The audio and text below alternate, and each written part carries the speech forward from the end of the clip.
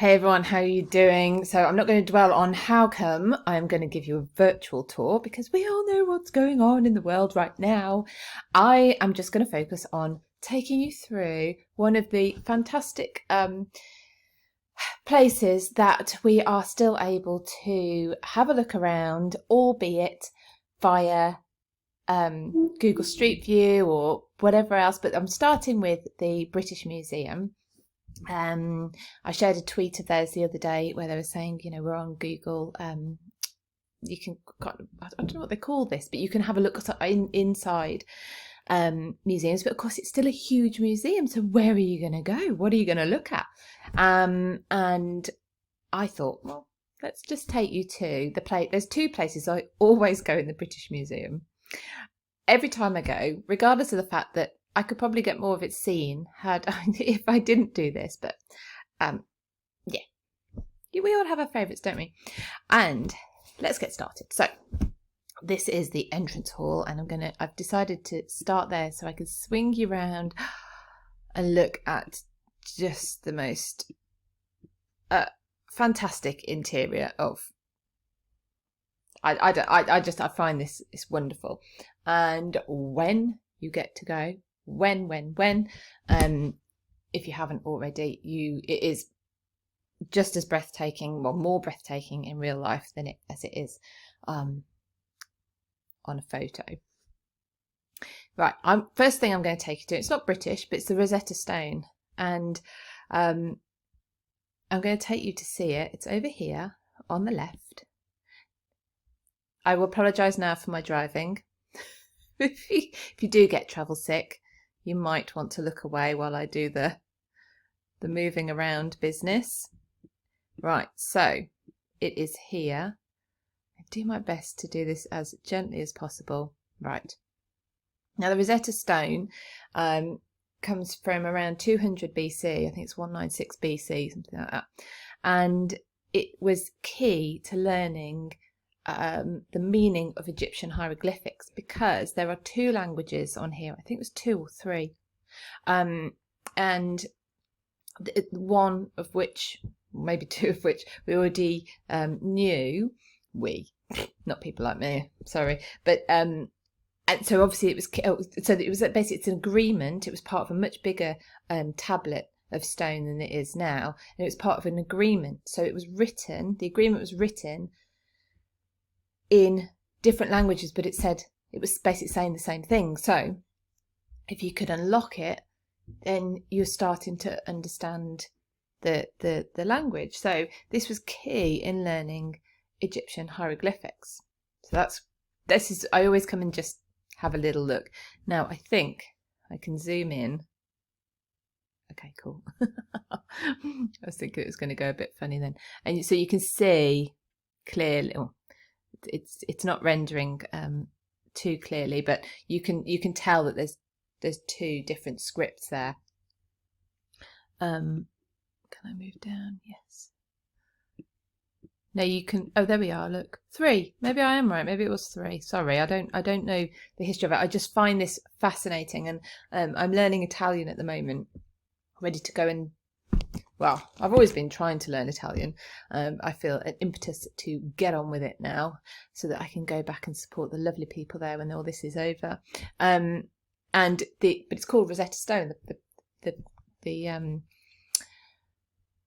package, whatever, that I'm using. So that sort of got me onto, what is the Rosetta Stone? And this was it. This was key to unlocking Egyptian hieroglyphics, which you can see a few of there. Now, let me take you to the European room. Now, I think this is Europe 1500 onwards. And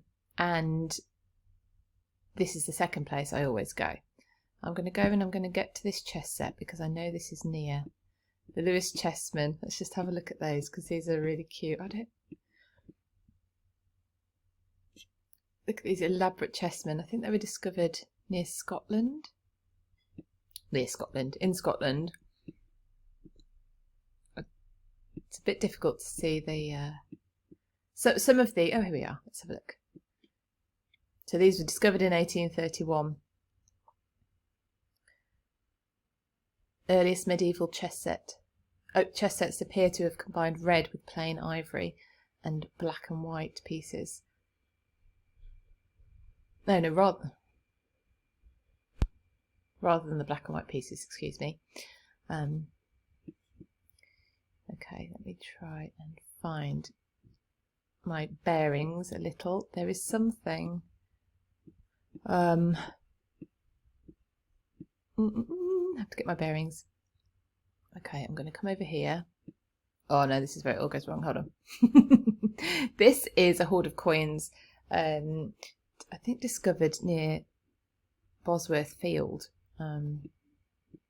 So that's a link to the War of the Roses. But the thing that I find most fascinating in this room is this tiny casket down here.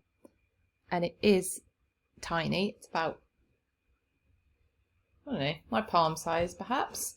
And it is exquisite. I've got photographs of this, so I'll show it as well. And this belonged, let me just make sure I get this right. Yes, it belonged to Queen Isabella. There's a brilliant series by Helen Castor called The She-Wolves. She-Wolves of England, I think it's called. And she talks about Isabella, and she talks about this casket. And it just shows how decadent, I suppose, how beautiful some of the possessions of Isabella were. But this little casket belonged to her. So I love that because it's a direct link. It's a personal item. Now, let me see. I'm going to take you down here. Ooh, hold on to your belt. Was it belt up and hold on to your seats? Oh, I'm gone. Oh, I just need to get through the door. I just want to get through the door. To the Sutton Hoo Horde. This is the last place I'll bring you today. This helmet here and this shield is part of the Sutton Hoo Horde, discovered in Sutton Hoo, and it was a Viking burial, a boat, and a person obviously would have been buried there, and all these possessions. Now, if I go around the corner, some extremely clever people have put together what the helmet would have looked like when it was properly in existence, when it was new. I mean, it's just absolutely stunning. And this is so what's it say? 600s. So you can see, you know, but this is a period that's referred to as the Dark Ages, and it's sort of post-Roman Britain, where the when the Romans left, a lot of skills were lost in terms of building and things like that. But then it was sort of assumed that everything beautiful went into the Dark Ages, and you know, it's not a good descriptive term for the time. And when you see pieces like this, you realise just how skilled the craftsmen still were, how beautiful the objects that they could create at the time. And it's part of a whole, here we are, 27 metre long ship burial. They don't know whose grave it was, which makes it all the more intriguing. And all these they call it grave goods, made